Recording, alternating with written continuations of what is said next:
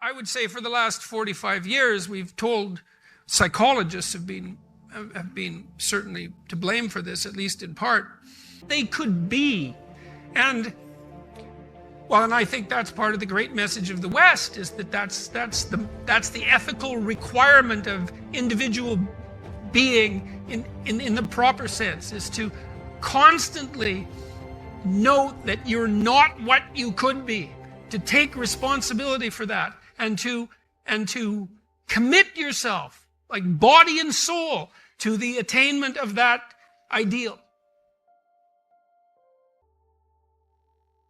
When I talk to undergraduates, I ask them, how much time do you waste every day by your own reckoning? And it's somewhere between 5 and 8 hours. It's a lot of time. Well, I usually walk the students through an economic analysis of that. I said, well, why don't you value your time at $50 an hour and calculate for yourself just exactly what you're doing to your future by your inability to discipline yourself. It's worth thinking through. In any case, people do waste a lot of time, and they also act counterproductively a lot of the time. Regardless, we do make progress, and we can thrive under the difficult conditions that make up our lives, and we can resist the malevolence that entices us. That's within our power, and we don't know the limits to that. And we also know that it's better to, we all know this, that it's better to live courageously than cowardly. Everyone knows that. That's what you teach people that you love. And we know that it's better to live truthfully than in deceit. And you can tell that too, because that's also what you tell people that you love. And we know that you should pick up your damn responsibility and move forward. Everyone knows that. It's part of our intrinsic moral nature.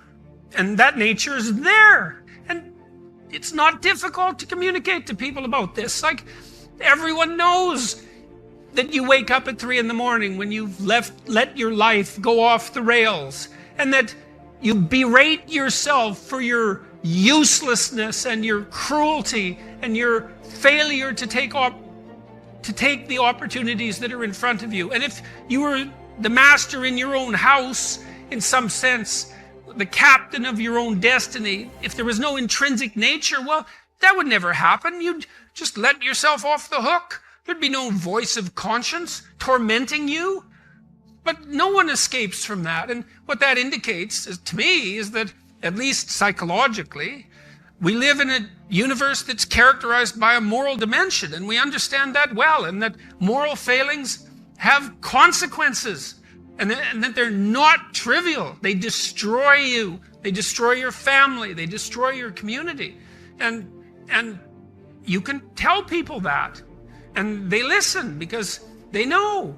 They don't know they know. That's the thing. And maybe that's the thing about being an intellectual. You have the opportunity to articulate ideas that other people know, they embody, but they can't articulate. And that's what people tell me. They say, well, you help me give words to things that I always knew to be true but couldn't say. Or they say, I've been trying to put some of your precepts into practice. Responsibility being a main one, vision another, honesty, I suppose, bringing up the pack and saying, and this is the fun part of doing all of this.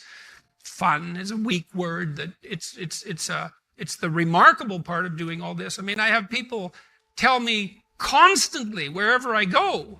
It's so delightful that they were in a pretty dark place, and they tell me why. And there's plenty of dark places in the world. And they decided, well, maybe they were going to develop a bit of a vision and take a bit more responsibility and start telling the truth and putting some effort into something. And they come up and they say, well, you can't believe how much better things are. It's like, I got 3 promotions. I had one guy tell me, this was a lovely story, 15 seconds. He came up after a talk. He said, 2 years ago, I got out of jail. I was homeless. He said, I own my own house. I have a 6-figure income. I got married and I have a daughter. Thank you. And that was the whole conversation. It's like he decided he was going to put his life together. And and so you can look at that pessimism that constitutes, let's say, the core of I think it's the core religious message, really, is the tragic nature of the world, the reality of suffering. It's part of the core religious message. But what emerges out of that, properly conceptualized, is a remarkable appreciation for what human beings are capable of. Like, we are unbelievably resilient and able creatures, and we do not have any conception of our upper limits.